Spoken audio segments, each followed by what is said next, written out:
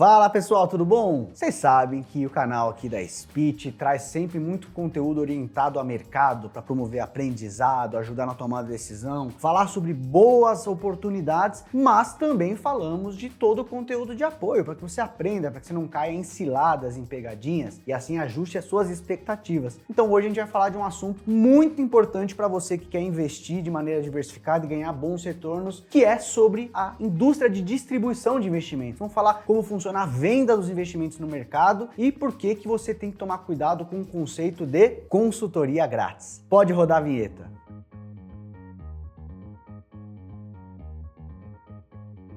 Pessoal, não sei por que motivo, a gente pode discutir isso, mas no Brasil parece que é um tabu, né? Existe um grande tabu quando a gente fala de finanças. É uma falta de respeito, perguntar quantas outras pessoas ganham, é uma falta de sensibilidade você se interessar por isso. Se você é uma pessoa mais astuta e quer procurar um profissional para te orientar, você acaba às vezes até virando a chacota do grupinho. Olha lá, aquele cara que tem um consultor, aquele cara que assina uma casa de análise, olha que engraçado. E isso é muito ruim para o nosso desenvolvimento de país. Eu tive a oportunidade de morar fora do Brasil e lá fora isso é tratado com total naturalidade. Da mesma maneira que você fala da nova academia que você se inscreveu e vai começar a treinar, você fala ali de um serviço profissional que você contratou, você fala do novo emprego que está te pagando melhor, etc. Isso não é tão tabu como aqui no Brasil. Mas o fato desse tabu existir faz com que você às vezes se prive de obter informações importantíssimas para lidar com investimentos. E eu vou falar um pouquinho sobre como funciona a comercialização de produtos financeiros no Brasil. E eu preciso contar para vocês sobre as 3 revoluções. A primeira que passamos, a segunda que eu julgo que estamos no final dela e a revolução 3.0, que eu acho que é a que vai abrir muitas portas aqui no Brasil e permitir que haja uma democratização do acesso à informação de qualidade sobre investimentos. Então, vamos falar um pouco sobre isso. E antes de mais nada, já deixa seu like, já se inscreve no canal antes da gente prosseguir o vídeo, porque mais pessoas vão começar a receber conteúdos como esse. Seguindo aqui para o vídeo, vamos falar então sobre a Revolução 1.0, que é a orientação oriunda de grandes bancos. Talvez você até concorde com isso, mas muita gente tem aquela sensação de que o que é seguro mesmo para investir são os grandes bancos, sabe? A poupança segura, eu não gosto de correr risco, eu não gosto de perder dinheiro, eu não confio em corretora, eu não confio em ninguém, eu não gosto de falar com ninguém sobre esse assunto, mas com o meu gerente existe uma certa relação de confiança porque ele trabalha numa grande instituição. Então, se meu dinheirinho está na poupança do Banco do Brasil, do Itaú, do Bradesco, do Santander, eu durmo tranquilo. Isso fez com que, historicamente, o custo de captação dos bancos no Brasil fosse muito baixo. Ou seja, se todo mundo tem essa percepção de que o banco é seguro, as pessoas deixam dinheiro lá sem exigirem muitas coisas em troca. Então, para o banco isso é uma delícia, porque o seu dinheiro não fica paradinho lá esperando o dia que você quiser resgatar. O dinheiro que você deixa lá numa conta corrente, numa poupança, o banco usa para emprestar e ganhar dinheiro. Por isso que o spread bancário no Brasil é um dos maiores do mundo, porque o banco não gasta quase nada para captar esse dinheiro e empresta a juros altíssimos. Então, essa confiança exagerada até que os investidores têm nos bancos brasileiros fez com que eles não se coçassem muito ao longo do tempo em termos de querer oferecer uma boa opção de investimento para os seus clientes. E aí a gente tem isso, né? Produtos bancários que são muito ruins. A maior parte dos fundos de investimento de banco, seja de renda fixa, renda variável, multimercado, até mesmo os créditos que são oferecidos nas prateleiras dos bancos, são ali mais ou menos, tá? Tudo bem que isso já mudou bastante, mas vamos manter aqui a linha do tempo. Lá atrás era assim, talvez seu pai, seu avô, talvez você mesmo, se você já for de uma geração um pouco mais experiente, tem ainda um pensamento como esse. Isso é muito ruim, pessoal, porque o mercado é competitivo, você precisa ter concorrência para as pessoas se mexerem. Se você não precisa entregar grandes retornos e mesmo assim chove investidor na sua porta, que incentivo você tem para mudar? Sendo que se você, de repente, baixar taxas, você vai afetar o seu faturamento. Então, essa indústria aqui, e vamos lembrar que o Brasil tem um oligopólio bancário, né? Você tem poucos bancos que dominam o mercado, fez com que a gente tivesse uma legião de investidores meio que, vamos dizer, acomodados a essa falsa percepção de segurança. Porque, por exemplo, só para a gente começar a trazer um paralelo do porquê que isso deveria ser combatido, o Tesouro Selic, por exemplo, é mais seguro do que um título bancário. A gente pode até discutir, poxa, mas tem bancão tipo Itaú e o risco de quebrar é irrisório, que se o Itaú quebrar, a gente está numa situação que talvez até o próprio governo esteja em risco. Perfeito, essa é uma hipótese plausível, mas minimamente a gente vai ter que concordar que o risco do Brasil dar um calote, ele tem que ser menor do que o risco de uma instituição financeira privada. Então, emprestar dinheiro para o governo através do Tesouro Selic daria para a gente pelo menos a mesma segurança de um título de um grande bancão, eu estou dizendo aqui que é até mais seguro, e com uma rentabilidade maior, que ao investir no Tesouro Selic, você tem a rentabilidade da Selic, que ali é quase 100% do CDI. Agora vai dar uma olhadinha no fundo de renda fixa pós-fixado do teu bancão. Olha como ele está rendendo aí nos últimos tempos. Você vai ver, muito provavelmente, rentabilidades abaixo de 100% do CDI, 70% do CDI, 80% do CDI, o melhorzinho chega a 90, 95%, sendo que você poderia estar fazendo o mínimo ali, investir no Tesouro Selic, teria mais segurança e mais retorno. Ou seja, um exemplo aqui de como a falta de conhecimento historicamente já levou investidores a tomarem decisões ruins. Segundo ponto, vamos para a Revolução 2.0, que foi a chegada das corretoras independentes, XP, BTG, Inter, Orama, Clear, Guide, Empíricos Investimentos, aí tem um monte aqui no Brasil, não quero favorecer nenhuma, tá? Com a chegada dessas corretoras, a gente teve uma grande abertura de mercado, porque o bancão vendia só produto do próprio banco, produto em geral ruim. As corretoras vieram com aquela cabeça de marketplace,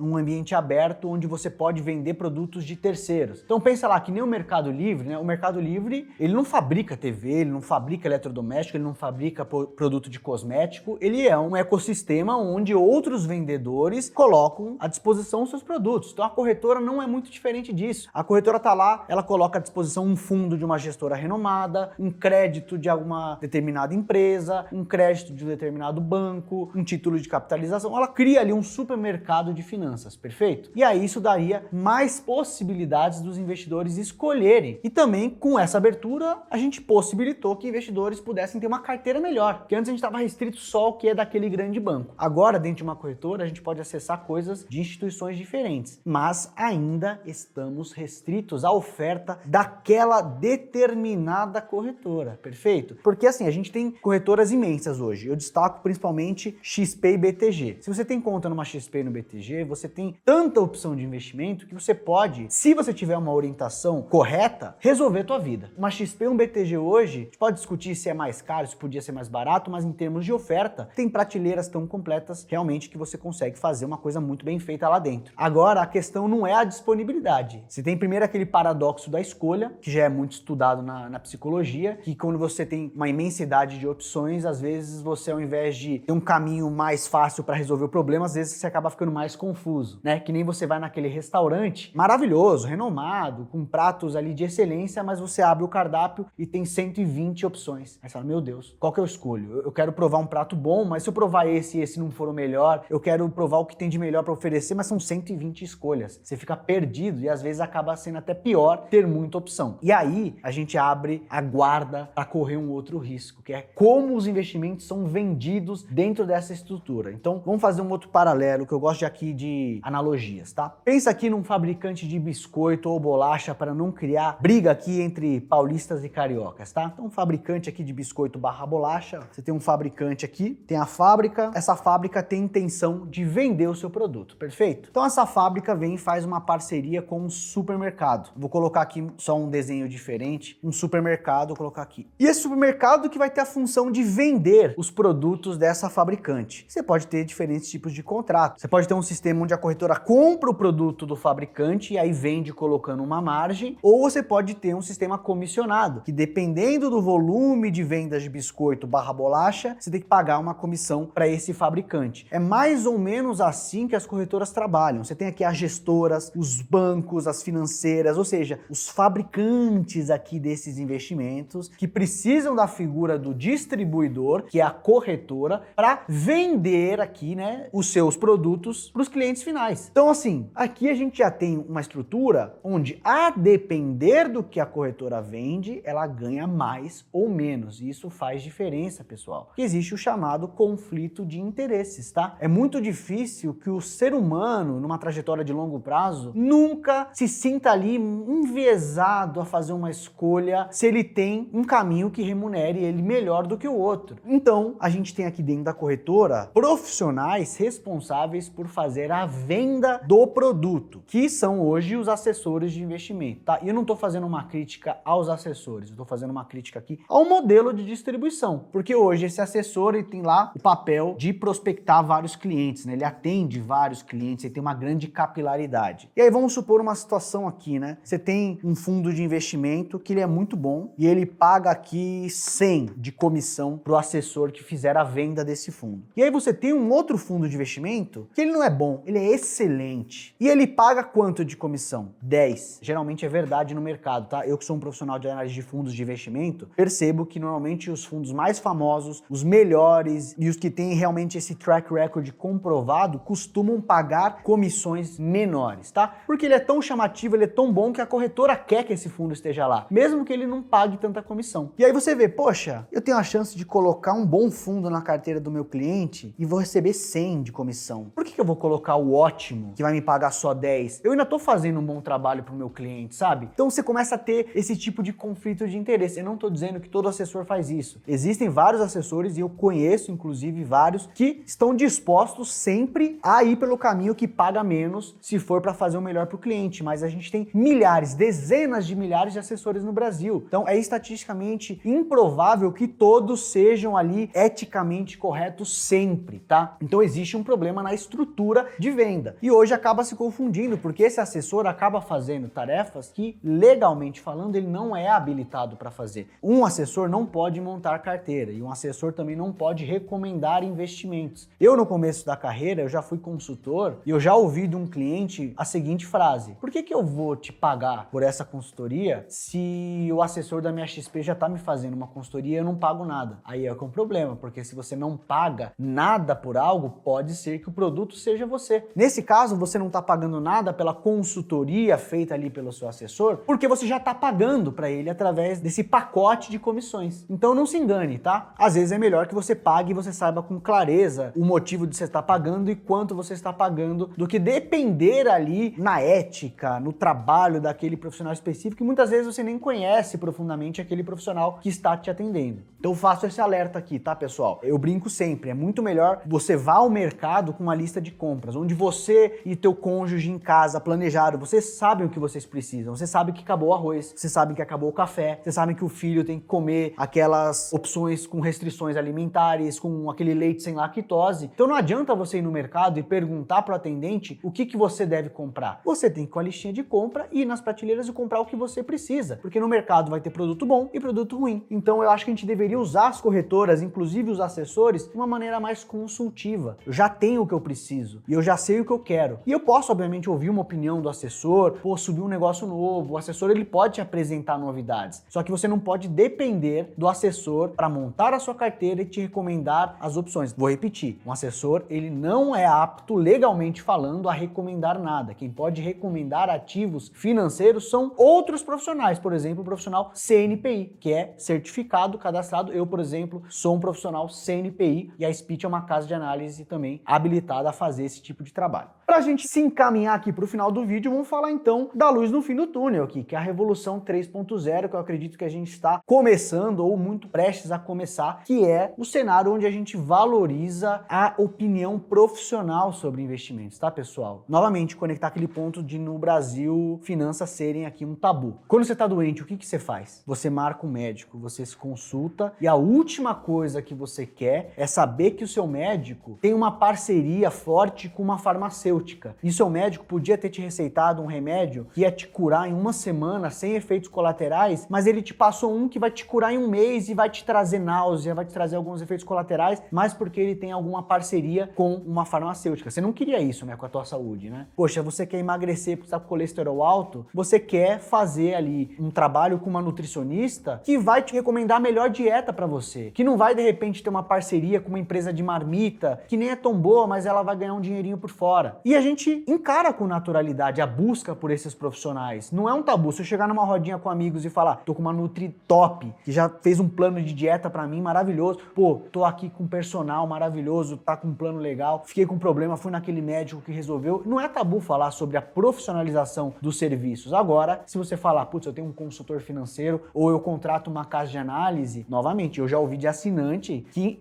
ouve na rodinha de amigos piadinhas, como se fosse uma coisa errada você buscar essa opinião profissional. Então a gente precisa quebrar esse paradigma, pessoal, porque tudo que é de graça você pode estar pagando por vias escusas, então pode ter potencialmente um problema. E a Revolução 3.0 passa pelo conceito de independência. Isso é muito importante, pessoal. O que é o conceito de independência? É o conceito onde você tem ali tranquilidade de saber que do outro lado tem um profissional alinhado aos teus objetivos. Eu coloco aqui nessa gama de prestadores de serviços, casas de análise e consultoria. Obviamente, tudo tem exceções. A gente sabe hoje que existem casas de análise no mercado que não são ali tão verdadeiramente independentes, tem uma carinha de independência, mas por trás tem ali um fluxo que vem de alguma corretora parceira e assim por diante, tá? Mas a ideia de uma casa de análise é ser independente. Existe ali uma regulação por trás, a APIMEC olhando de perto, tentando garantir que as recomendações feitas por profissionais de casa de análise sejam sempre independentes. Aí dessa forma, lembra que eu falei de alinhamento de objetivos? Uma casa de análise escreve relatórios, faz recomendações, orienta seus clientes sobre as melhores opções disponíveis no mercado, independentemente se a opção está na XP, no BTG, na Orma ou qualquer corretora que seja, visando única e exclusivamente fazer o seu assinante ganhar dinheiro. Por quê? Porque o assinante ganha dinheiro, vamos colocar aqui, ele renova a assinatura, se ele renova a assinatura, ele continua com você, então ele consegue trazer recursos para a casa de análise, porque para ter uma estrutura de análise é caro, tem que ter analista experiente, tem que ter software, tem que ter tecnologia, então você precisa ter uma recorrência de recursos, você consegue isso, o assinante continua com você, continua ganhando dinheiro, renova e esse ciclo continua de maneira indefinida, até que eventualmente seja rompida essa relação de confiança. Se a casa de análise não é boa, não faz o cliente ganhar dinheiro, você interrompe esse fluxo e aí você não tem a renovação. Então eu coloco o R de novo e coloco um X aqui, ó. Então você tem um alinhamento de objetivos. Você precisa fazer com que sua base de assinantes aprenda, se desenvolva e ganhe dinheiro, porque senão você não tem mais sustentabilidade econômica. E o modelo de consultoria, ele já é um modelo mais personalizado, é aquela coisa do tete a tete, de sentar numa mesinha com um cafezinho, discutir com um profissional habilitado os melhores caminhos para sua vida financeira. E normalmente o consultor, ele não aborda só investimentos, né? Ele aborda um planejamento financeiro completo, envolve seguros, envolve planejamento sucessório, um plano de aquisição de imóvel e tudo mais que pode envolver e impactar a vida financeira. Mas sobre investimentos, existe inclusive uma legislação que obriga toda a comissão gerada a voltar para o cliente. Então a consultoria cobra uma taxa fixa em relação ao patrimônio do cliente. Vamos supor aqui, sei lá, 0,5% ao ano ou até 1% ao ano, normalmente gira em torno disso. E aí toda a comissão que gera, porque o consultor vai orientar, ó, investe nisso, investe aqui, investe diversificado, e esses produtos têm comissões, esses produtos estão em diferentes corretoras. É importante que a consultoria não seja refém de uma única corretora, ela tem que ter canais, ela tem que estar plugada em várias corretoras para ela ter capacidade de oferecer o que tem de melhor para o seu cliente. E aí tudo que gerar de comissão, porque eu falei para vocês, o mercado, né, ele gera comissões. As gestoras pagam comissões para as corretoras que vendem os produtos. Então toda essa comissão gerada volta para o cliente, barateando essa consultoria. Então se é cobrado uma taxa em cima do patrimônio do cliente, o que acontece? O cliente precisa ganhar dinheiro. Se ele ganhar dinheiro, ele tem um patrimônio maior. Se ele tem um patrimônio maior, esse dinheiro que a consultoria ganha também vai ficar maior. Então você tem um alinhamento de objetivos. Tanto a consultoria como o cliente querem a mesma coisa, crescer o patrimônio. E assim a gente cria um ambiente saudável que vai ser o terreno pavimentado aqui por essa Revolução 3.0, onde a gente tem instituições profissionais como as casas de análise, como a Speech, por exemplo, e consultorias também independentes, e a que eu conheço mais de perto e confio é a Portfel, trabalhando em prol do cliente. Isso é muito importante de saber. E aqui, pessoal, se você confia em uma outra casa de análise, se confia em uma outra consultoria, tudo bem. Eu tô fazendo um alerta sobre esse ambiente independente. Eu acho que o mais importante é você ter a segurança de que aquele profissional, primeiramente, é capacitado, tem que ser bom, tem que ser técnico, tem que ser capaz de transmitir os conhecimentos, mas você tem que ter segurança de que não há nenhum objetivo paralelo, não há nenhuma segunda intenção que possa se desvirtuar dos seus interesses. E uma vez que você sabe de tudo isso que eu expliquei hoje, você está mais preparado ou preparada para encarar o mercado. E quando você receber uma orientação do teu assessor, você poder, às vezes, ser até mais cético e perguntar: por que você está me orientando isso? Por que esse fundo e não aquele? Olha, meu amigo, quanto que esse fundo está te pagando de comissão e quanto que aquele está te pagando de comissão? E querer cobrar um pouco mais de resposta, inclusive técnica, da pessoa que te vende e oferece Expresso Investimentos. Da mesma forma, eu quero provocar aqui você, que por mais que o canal da Speech aqui seja rico em conteúdo e você esteja aprendendo, talvez até já botando em prática esses conhecimentos, você precisa valorizar também os profissionais que são corretos, técnicos e independentes. E topando, eventualmente, pagar por esse tipo de serviço da mesma maneira que a gente paga por um bom médico, por um bom nutricionista, por um bom personal trainer e assim por diante, seguindo os exemplos que eu usei ao longo dessa mini aula de hoje.